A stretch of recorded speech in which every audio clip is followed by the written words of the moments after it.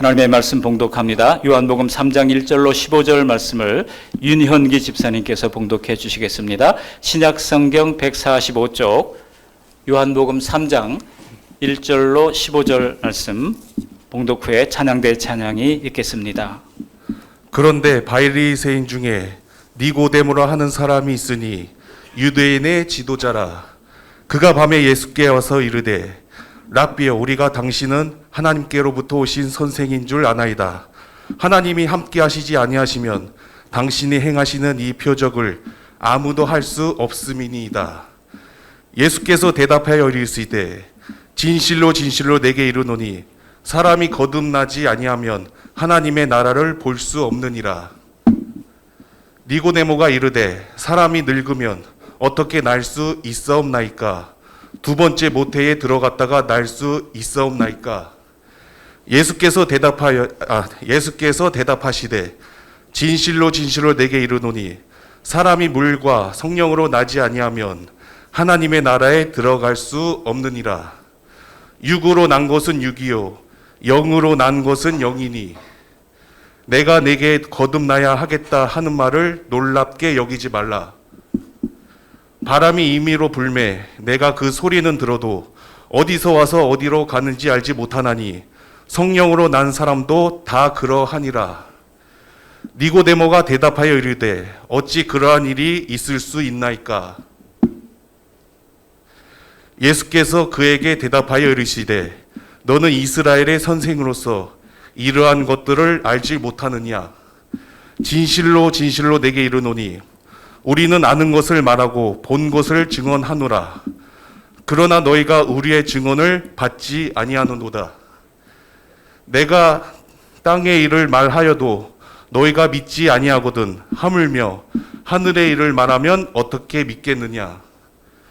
하늘에서 내려온 자 곧 인자 외에는 하늘에 올라간 자가 없느니라. 모세가 광야에서 뱀을 든 것 같이 인자도 들려야 하리니 이는 그를 믿는 자마다 영생을 얻게 하려 하심이니라. 아멘. 우리 옆 사람하고 한번 인사하시겠습니다. 환영합니다. 반갑습니다. 한번 인사하시겠습니다. 환영합니다. 반갑습니다. 아멘. 우리 온라인으로 예배하는 성도님은 오늘 많을 것 같은데요. 우리 그분들에게도 우리 손을 들어서 한번 환영합니다. 한번 인사하시겠습니다. 온라인으로 우리 하시는 분들에게도 환영합니다. 사랑합니다. 반갑습니다.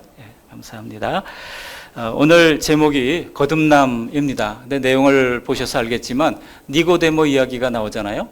근데 왜 니고데모의 이야기 이렇게 안 하고 거듭남이라는 제목을 붙였을까요?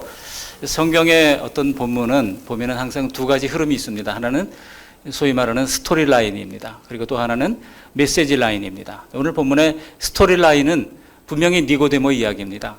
그러나 그 중심 메시지는, 핵심 메시지는 예수님께서 거듭남에 관한 가르침을 니고데모의 대화를 통해서 우리에게 주신 것이기 때문에 핵심은 바로 거듭남에 있습니다. 그래서 제목을 그냥 거듭남 이렇게 붙여봤습니다.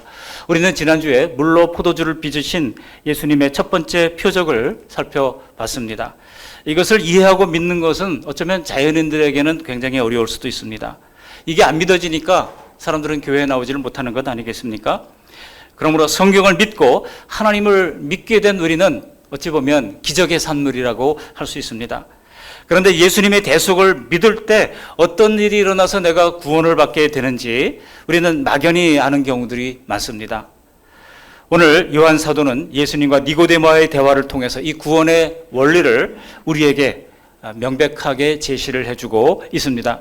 이것을 잘 모른다고 하면 많은 신자들이 믿기는 믿는데 과연 구원을 받았는지 확신하지 못하는 경우들이 많습니다. 그러다 보니까 말 못할 고민 속에서 교회는 다니는데 구원을 받았는지 받지 않았는지 그게 헷갈리다 보니까 이런 사람들이 이단의 밥이 되는 거예요. 특별히 구원파의 밥이 되는 겁니다. 당신 구원을 확신합니까? 그러니까 잘 모르겠습니다. 그러니까 당신 구원받지 못한 거야 하면서 우리의 가르침을 들어보라고 하면 거기에 그냥 속절없이 끌려가는 경우들이 많다고 하는 것입니다. 오늘 예수님은 주님을 찾아온 니고데모에게 기탄 없이 구원을 받으라고, 구원을 받으려면 거듭나야 한다 명백히 말씀하고 있습니다.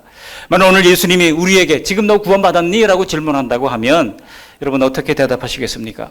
오늘 이 거듭남에 관한 말씀을 나눌 때 성령께서 원만한 이해와 굳건한 믿음으로 인도해 주시기를 간절히 소망합니다.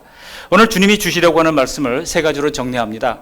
첫 번째로 사람은 거듭나야 구원을 받는다라고 하는 것이고요. 두 번째로는 거듭나려면 구원에 대한 깊은 관심이 있어야 된다라고 하는 것입니다. 집요한 관심 혹은 깊은 관심이 있어야 합니다.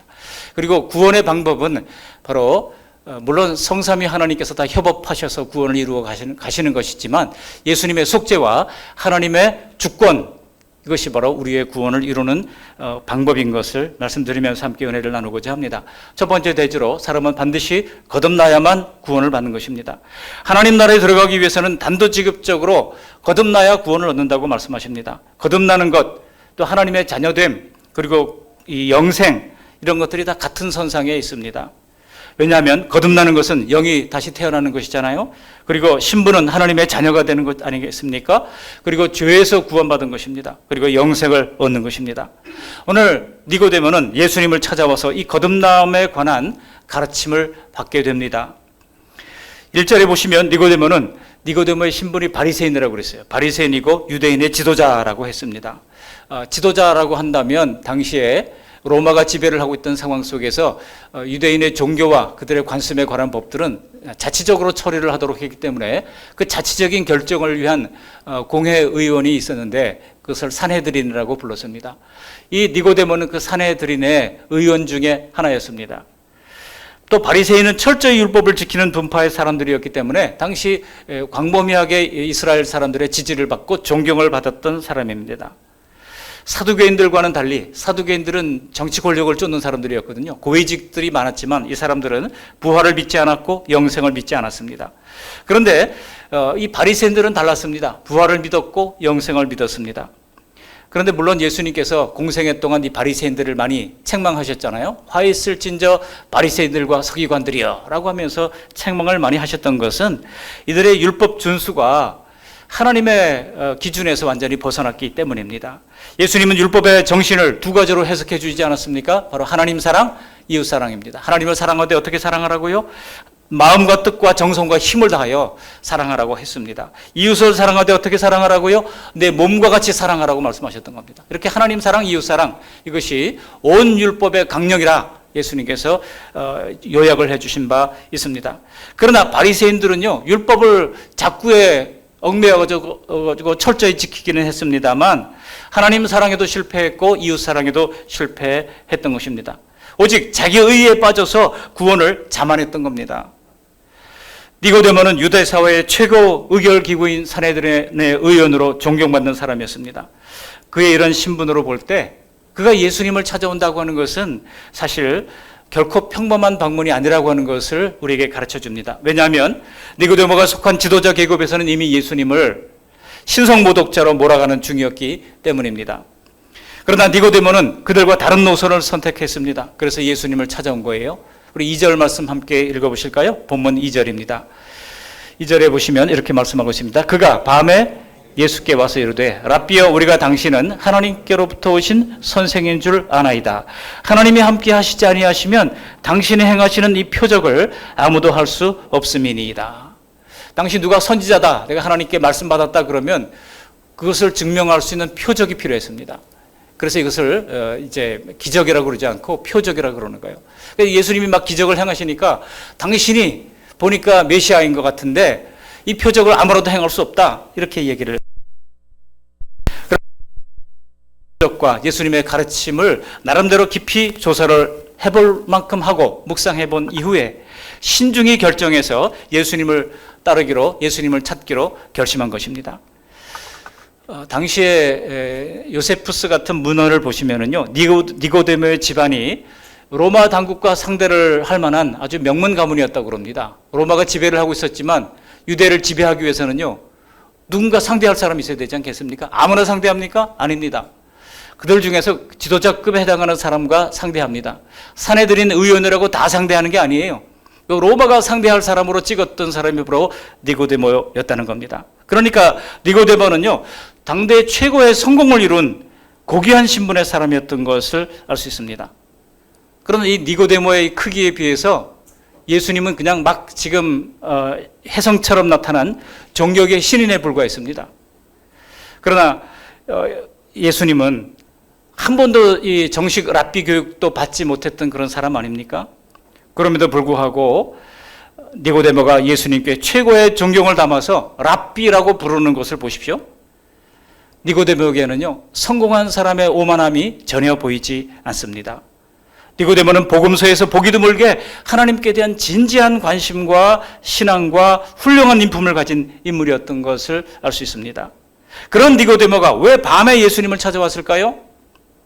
그가 밤에 찾아왔다고 하는 것은 물론 구설수를 피해서 은밀히 하려고 하는 의도가 있었기 때문일 겁니다. 그러나 한편으로는 그렇게라도 해야 꼭 와서 예수님을 찾아 만나야만 했던 절박함이 있었다는 것입니다. 예수님이 대화를 끌고 가시는 내용을 보시면 그것은 분명 구원의 문제입니다.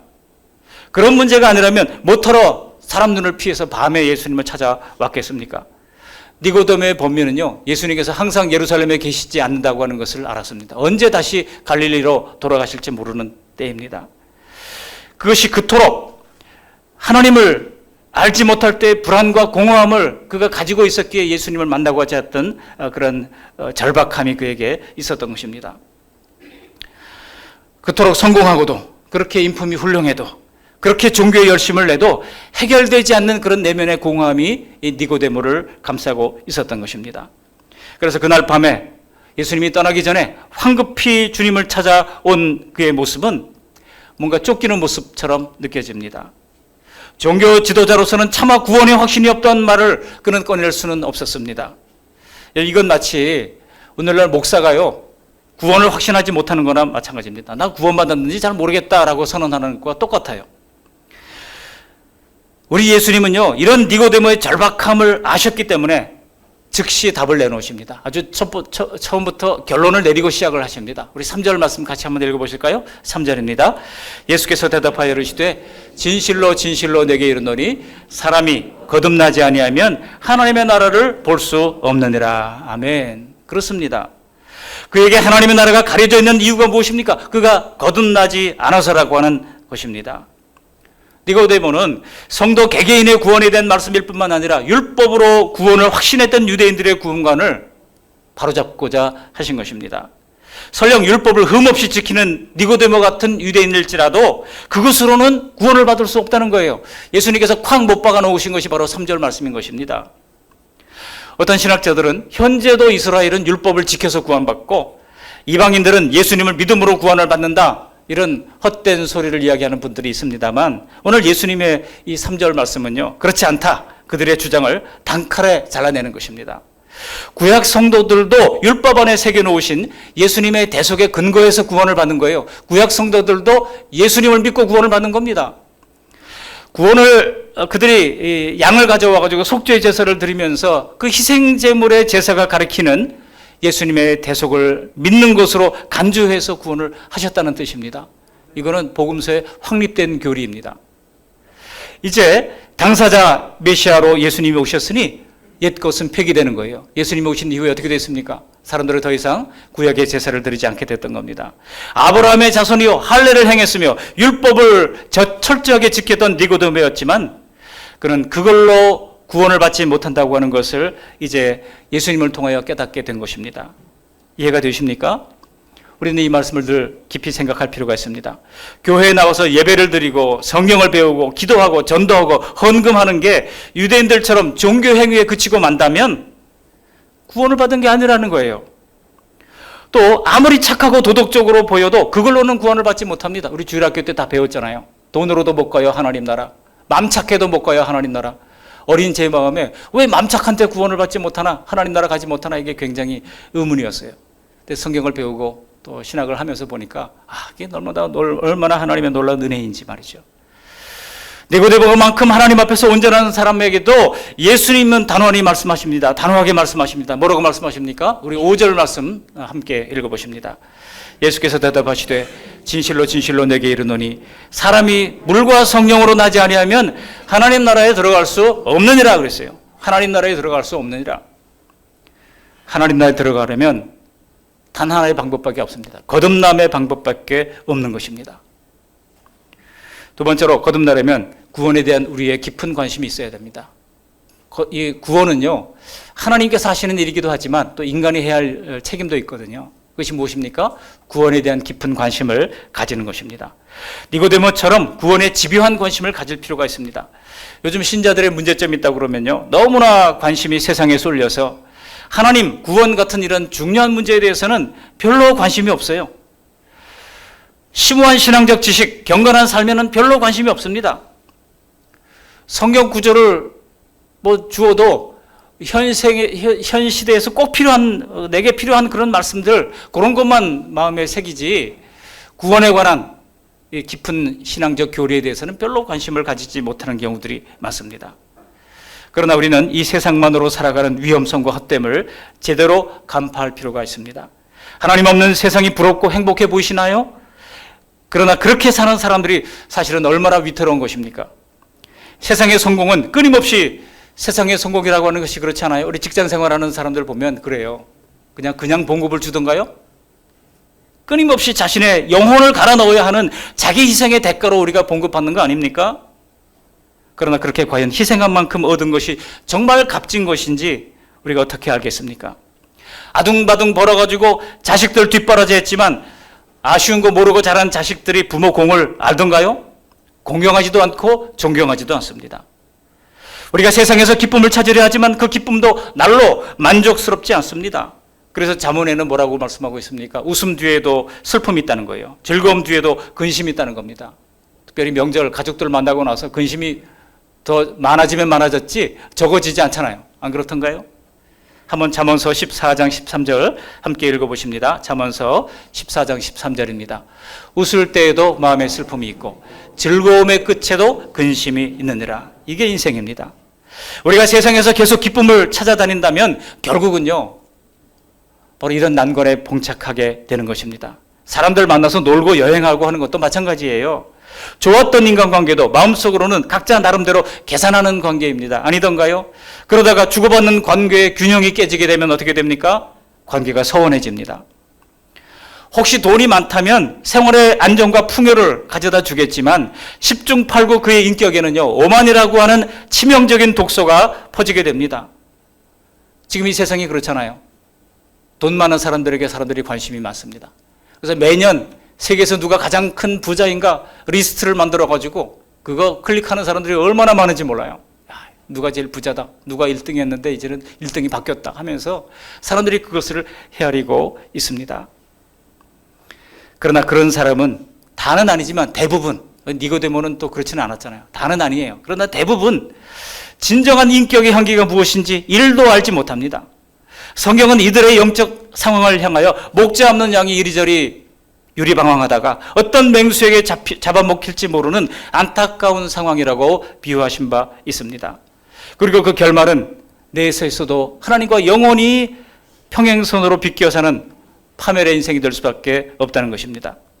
모든 불신자들이 하나님 앞에 갔을 때 가장 치명적인 것은요, 거기서도 슬피 울며 이를 간다는 거예요. 이를 간다고 하는 것은 무엇입니까? 거기서도 하나님을 믿지 않고 경배하지 않고 싫어하고 그 교만함이 영원히 하나님으로부터 떨어진다고 할 수밖에 없는 고통 가운데 떨어지게 된다는 겁니다. 다윗은요, 성령에 감동되어서 시편 2편에 이렇게 노래한 바가 있습니다. 시편 2편 11절 12절 말씀 함께 읽어보실까요? 11절, 여호와를 경외함으로 섬기고 떨며 즐거워할지어다. 그의 아들에게 입맞추라. 그렇지 하지 아니하면 진노하심으로 너희가 길에서 망하리니 그의 진노가 급하심이라. 여호와께 피하는 모든 사람은 다 복이 있도다. 여기 2절에 보면 그의 아들에게 입맞추라고 그랬어요. 예수님이 오기 1100년 전에 이미 다윗을 통하여 하나님께서 말씀해 주셨던 겁니다. 그의 아들에게 입맞추라. 오실 메시아. 그래서 시편 2편은 바로 예수님에 관한 메시지를 담은 시편으로 꼽힙니다.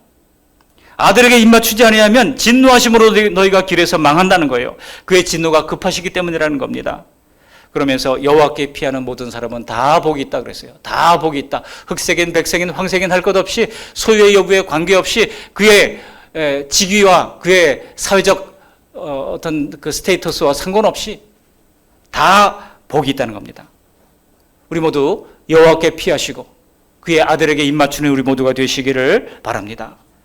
그 하나님 아들 예수님 안에서 누리는 복된 삶은 어떻습니까? 하나님의 안전한 통치를 받는다고 하는 것은 주인 없는 삶과는 비교가 되지 않습니다. 이것은 세상에서의 내 삶을 포기하라고 하는 뜻이 아닙니다. 더욱더 가치 있게 이루는 보람 있는 삶을 살아가는 방법인 것입니다. 매일의 평안을 주시죠. 만족을 주십니다. 기쁨을 주십니다. 조용히 묵상하는 가운데 터져나오는 감격이 우리에게 있는 것입니다.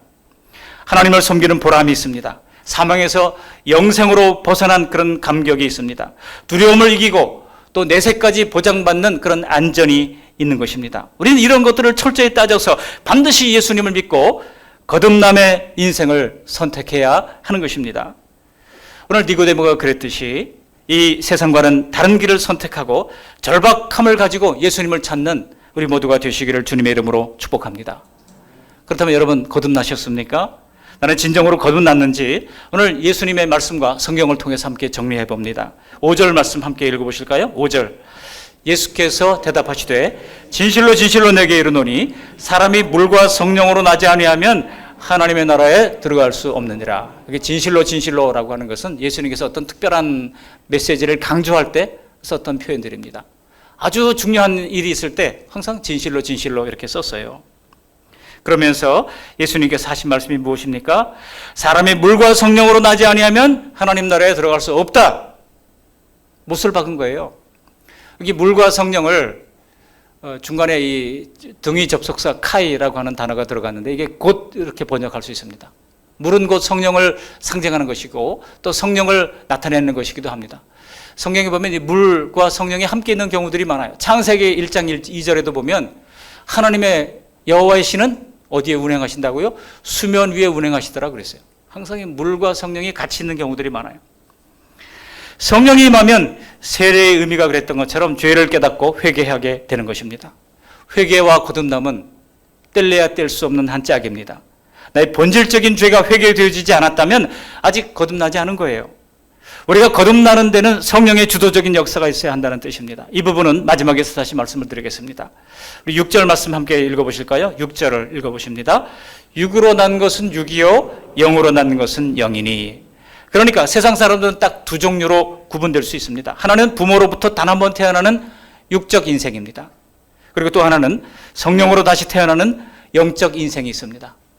누구나 육의 인생이 있고 영의 인생이 있다는 것입니다. 교회에 다니는 사람들도 이 둘 중에 하나예요. 육의 사람인가 영의 사람인가. 그런데 거듭남에 관한 신자들의 생각은 좀 더 풀어보면 사실 네 가지입니다. 어떤 것입니까? 실제로 거듭났고 자기도 거듭났다고 확신하는 사람입니다. 이 사람은 견고한 믿음의 사람이죠. 100점짜리입니다. 반면에 실제로 거듭나지 않았는데도 자기는 거듭났다고 믿는 사람이에요. 가짜 신자입니다. 세 번째로 실제로 거듭났지만 아직 초신자라서 거듭났는지 안 났는지 확신할 수 없는 사람입니다. 이런 사람은 이단에 미혹되기 쉬워요. 말씀을 더 읽고 말씀 속에서 견고히 내 믿음의 틀을 세워나가야 할 필요가 있는 사람입니다. 마지막으로 실제로 거듭나지도 못했고 자기도 거듭나지 않았다고 생각하는 사람이 있습니다. 망하는 사람이죠. 여러분 이 넷 중에서 나는 어디에 속한다고 생각하십니까? 그런데 지금 이 네 가지 유형의 사람이라도 절대로 구원받지 못하는 것은 아닙니다. 왜냐하면 오늘 니고데모에게 예수님이 뭐라고 그랬어요? 내가 거듭나야 하겠다 이랬잖아요. 거듭나야 하겠다라고 말씀하실 때 지금 밤중에 예수님을 찾아왔던 니고데모는 지금 이 순간 거듭났다는 얘기입니까? 안 났다는 얘기입니까? 안 났다는 얘기예요. 그러나 거듭나야 하겠다, 미래에 거듭날 것을 말씀하신 것처럼 앞으로 거듭나면 되기 때문입니다. 거듭나는 것은 이전에 없던 새 생명이 심어져 영의 사람이 되는 것입니다.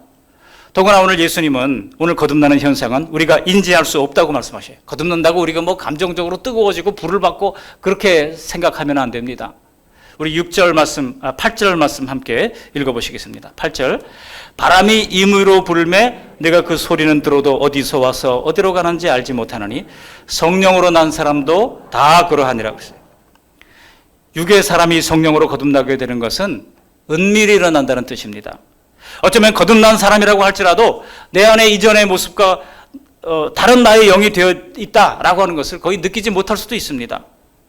거듭났다고 해도 내가 느끼는 이 감정상의 느낌은요, 그동안 살아왔던 내 모습과 전혀 다르지 않을 수 있습니다. 다만 달라진 것이 있다면 우리가 어떤 의사결정을 할 때 과거에는 내 멋대로 했다가 이제는 성령님의 음성을 듣게 된다는 뜻입니다. 그래서 과거에는 나도 거짓말을 쉽게 하고 그리고 이익을 위해서라면 이제 비겁한 일도 우리가 했던 것을 우리가 그 행동을 하려고 할 때 이건 아니잖아, 이건 거짓말하는 거잖아, 이거는 잘못된 거잖아, 성령께서 자꾸 우리를 스톱시킨다는 거예요. 이게 다른 것이지 뭐 우리가 겉으로 외모로 막 달라지는 것이 있는 것이 아닌 것입니다. 다만 성령이 내 안에 거하여 하나님의 뜻대로 살도록 역사할 뿐인 것입니다. 거듭나는 것은 이처럼 이전에 없던 변화가 내 안에 일어나는 겁니다.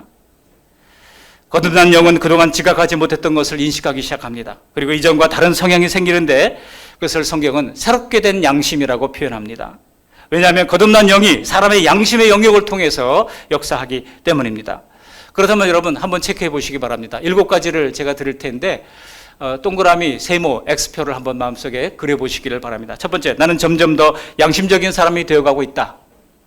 O입니까? 세모입니까? X입니까? 두 번째, 나는 날마다 하나님을 인식하고 있다. 세 번째, 나는 다음 세상을, 영원한 세상을 믿고 있다.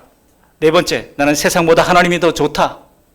다섯 번째, 나는 전인격적으로 예수님을 닮아가려고 애쓰고 있다. 여섯 번째, 나는 예수님의 말씀대로 살려고 하는 의지가 있다. 일곱 번째, 나는 불순종할 때마다 큰 죄책감과 죄송함을 느낀다. 영표가 몇 개나 되시나요? 거듭나면 이전의 나에게 이런 변화가 생겨나게 된다는 것입니다. 그런 성향이 우리의 내면에 들어왔기에 교회에 나오게 되는 것이고 성경을 읽게 되는 것이고 기도하게 되는 것이고 예수님의 말씀을 지키기 위하여 노력하게 되는 것입니다. 저는 하나님께 개인적으로 늘 하나님을 생각하면서 죄송한 마음이 드는 것, 이게 있느냐 없느냐가 중요한 거듭남의 지표라고 생각합니다. 성령님은 거듭난 사람의 영과 함께 하시기 때문에 우리 예수님의 십자가를 생각할 때마다 나의 부족함이 떠오르고 하나님 앞에 죄송하고 늘 불충한 것이 하나님께 부끄럽고 말이죠. 이게 있느냐 없느냐가 굉장히 중요한 겁니다.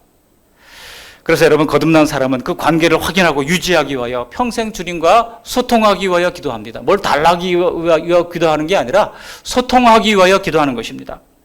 거듭나려면 이처럼 구원 문제에 대한 깊은 관심, 집요한 관심이 있어야 하는 것입니다.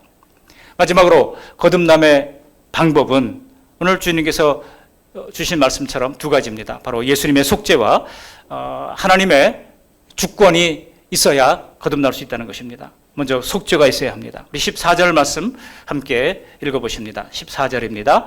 모세가 광야에서 뱀을 든 것 같이 인자도 들려야 하리니, 이 말씀은요, 출애굽기에 나오는 놋뱀 사건을 예수님께서 말씀하신 겁니다. 출애굽한 이스라엘 사람들이 광야 생활이 싫다고 원불교가 됐어요. 원불교 뭔지 아시죠? 원망하고 불평하는 교인, 이거를 약자로 원불교 이렇게 얘기합니다. 이게 원불교 사람들이 돼버렸어요. 그럴 때 벌뱀을 보내가지고 그들이 다 물려서 죽을 지경에 처하게 됐습니다. 그럴 때 모세에게 하나님이 말씀하시잖아요. 장대에 높이 놋뱀을 달고 그것을 바라보는 자마다 살게 하셨습니다. 죄로 심판받아 마땅할 백성들에게 구원 얻을 방법을 알려주신 것입니다. 정말 하나님의 말씀대로 장대에 높이 달린 놋뱀을 바라본 사람들은 다 살았습니다. 이 사건은요, 누구라도 이해하기 쉽도록 풀어놓으신 예수님의 십자가 사건의 예표인 것입니다. 예수님이 십자가에 높이 들리셨잖아요. 그리고 예수님 바라보는 사람마다 살 것을 말씀하고 있는 것입니다. 그것이 바로 15절 말씀입니다. 우리 15절 말씀 함께 읽어보시겠습니다. 이는 그를 믿는 자마다 영생을 얻게 하려 하심이더라. 아멘. 믿는 자마다 그랬어요. 믿지 않으면 허당입니다. 믿어야 됩니다. 예수님을 믿는 자마다 영생을 얻게 하려 하심이라고 하는 것입니다. 여러분, 이것이 복음 아니겠습니까? 이 구원의 소식을 알아야 하는 것입니다. 복음이 무엇입니까? 예수님이 나를 위하여 대신 벌받아 죽으셨다는 것 아니겠습니까? 이것이 바로 복된 소식인 것입니다. 복음이 있어야 거듭날 수 있는 것입니다. 베드로 사도도 설명하잖아요. 어디에 설명합니까? 베드로전서 1장 23절을 보시면 이렇게 말씀합니다. 함께 읽습니다. 너희가 거듭난 것은 썩어질 씨로 된 것이 아니요 썩지 아니할 씨로 된 것이니 살아있고 항상 있는 하나님의 말씀으로 되었느니라. 썩어질 씨로 된 것이 아니요 썩지 아니할 씨로 된 것이다. 이것은 살아있고 항상 있는 하나님의 말씀이다. 선포를 했던 겁니다.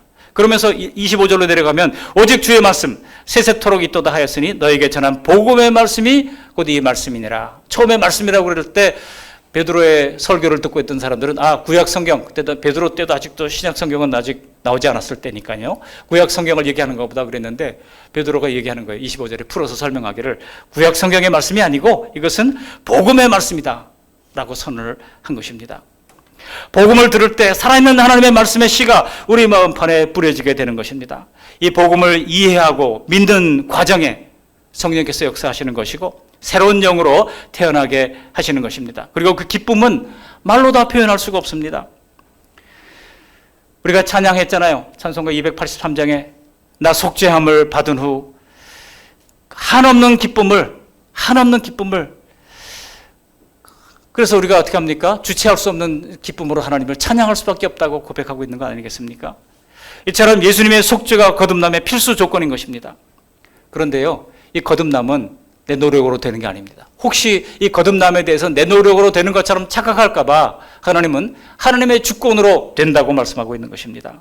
오늘 본문 5절로 7절에서 낳는다라고 하는 말이 있잖아요. 물과 성령으로 나지 아니하면, 또 육으로 난 것은 육이요 성령으로 난 것은 영이라, 나다라고 하는 단어가 나오는데 이게 스스로 태어나고 낳는다고 하는 말이 스스로 태어나는 게 아니잖아요. 그런 것처럼 하나님이 낳으셔야 다시 태어나게 된다는 뜻입니다. 만약 하나님이 낳지 않으신다면 인간들이 어떤 노력을 다한다 할지라도 소용이 없는 겁니다. 신학적으로는 예수님의 속죄로 결국 모든 사람이 구원을 얻는다라고 하는 만민구원설이 있고, 또 선택된 사람만이 구원을 얻는다라고 하는 예정설이 있습니다. 다 성경에 나름대로 근거를 가지고 있기 때문에 우리가 인간적으로 완벽한 이해를 할 수는 없습니다. 다만 우리가 거듭났다면 이것이 내 노력으로 된 것이 아니라고 하는 것을 안다는 것입니다.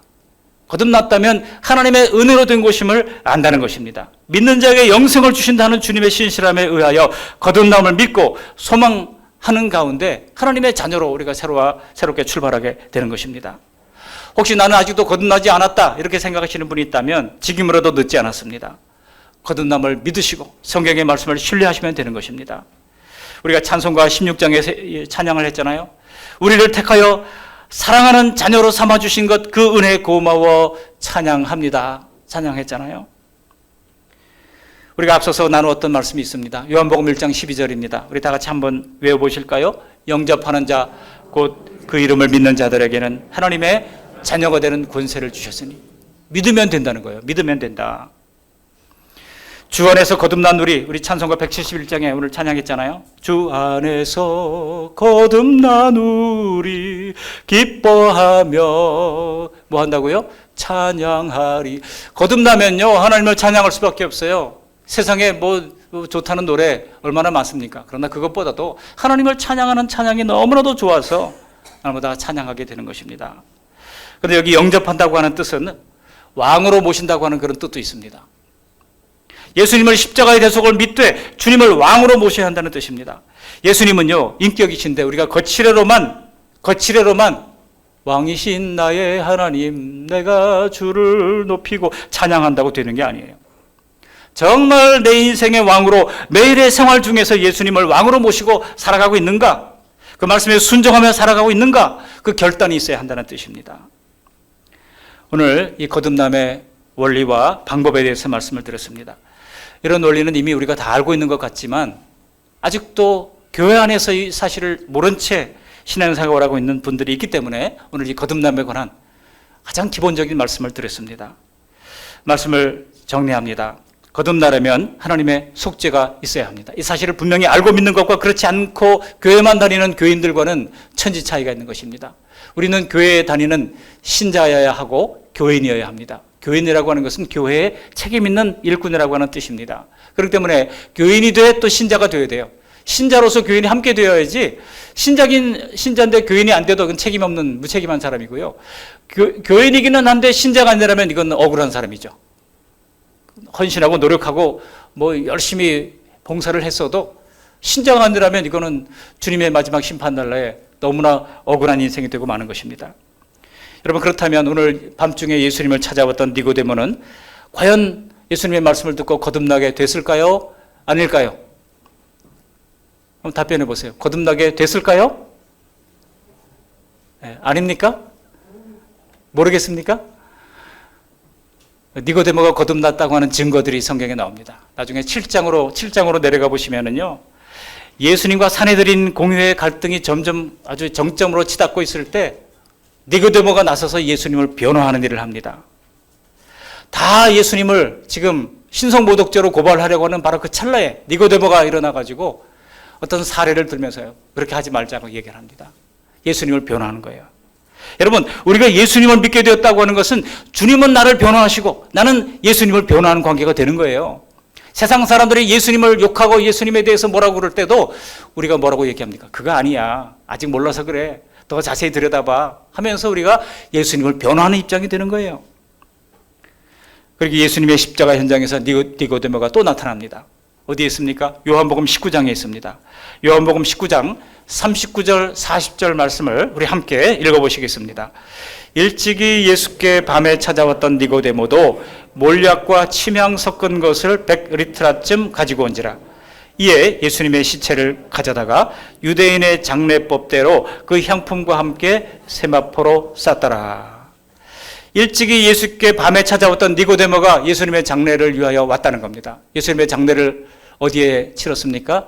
부자 아리마대 요셉이라는 사람이 자기가 죽으면 들어가려고 팠던 무덤에 예수님을 장사 지내기로 했습니다. 그런데 그때 이 아리마대 요셉만 온 게 아니고 누가 왔다고요? 니고데모가 함께 왔다는 겁니다. 몰약과 침향 섞은 것을 100리트라쯤 가지고 왔다. 1리트라가 약 이제 320cc 정도 됩니다. 그럼 100리트라면 굉장히 많은 향품이 엄청난 재산이에요. 그거를 부자니까 예수님을 향해서 아낌없이 그는 재산을 털어서 예수님의 장례를 치르기 위하여 왔던 것입니다. 여러분, 니고데모가 십자가에 달리신 예수님을 보면서 무슨 생각을 했겠습니까? 분명히 출애굽기 생각을 했을 겁니다. 모세가 광야에서 노뱀을 들었고 그것을 쳐다보는 사람마다 살았던 것처럼 십자가에 높이 달린 예수님을 바라보는 사람마다 산다고 하는 생각을 했을 것입니다. 오늘 본문 14절 그리고 15절 말씀을 다시 한번 읽어보시겠습니다. 14절, 모세가 광야에서 뱀을 든 것 같이 인자도 들려야 하리니 이는 그를 믿는 자마다 영생을 얻게 하려 하심이니라. 그날 밤에 예수님이 하셨던 바로 이 말씀을 떠올리면서 이 니고데모는 예수님을 확실히 믿고 영생을 얻게 된 줄로 믿습니다. 우리도 이 말씀을 깊이 마음에 새기시고 세상 것으로만 만족해하면서 살면서 사망의 눈을 감았다가 뜬 순간 더 이상의 기회가 없이 슬피 울며 이르가는 존재가 되지 마시고, 우리는 거듭나게 하시는 이 복음의 씨가 계속 우리 마음에 씨를 뿌려주실 때에 성령께서 그 씨앗에 믿음의 싹을 틔우게 하시고 거듭나게 해 주시기를 갈망하는 가운데, 아직도 복음 밖에 있는 영혼들, 우리 가족들 만날 때 여러분 그냥 즐겁기만 하던가요? 그래서는 안 됩니다. 아직 복음 밖에 있는 영혼들이 분명히 있잖아요. 그 가족들을 생각하시면서 더 늦기 전에 그들에게 복음의 메시지가 울려 퍼지게 되도록 기도하시면서 준비하는 우리 모두가 되시기를 주님의 이름으로 축복합니다. 아멘. 고마우신 하나님 아버지, 오늘 귀한 니고데모와 예수님의 대화를 통하여 사람은 반드시 거듭나야만 구원을 받는다고 하는 사실을 가르쳐 주심을 감사합니다. 거듭나기 위하여 성삼위 하나님께서 일하시지만 우리 인간도 책임이 있음을 말씀해 주십니다. 거듭남에 관한 깊은 관심, 집요한 관심을 가지도록 은혜를 베풀어 주시옵시고, 거듭남으로 말미암아 이전에 없던 변화가 내 안에 나타나게 도와주시옵시고, 하나님 예수 그리스도의 속죄와 하나님 아버지의 주권적 선택을 신뢰하면서 아버지 하나님, 날마다 믿음으로 구원받고 거듭나고 높이 올린 그 십자가를 바라봄으로 말미암아 영원한 하나님 나라를 소망하는 복된 믿음의 백성으로 살아갈 수 있도록 은총 베풀어 주시옵시고, 아직도 거듭나지 못한 우리 골육 친척 가족들을 생각하면서 눈물로 기도하는 우리 모두가 되도록 은총 베풀어 주시옵소서. 예수님 걸어가신 이름으로 감사하며 기도합니다. 아멘.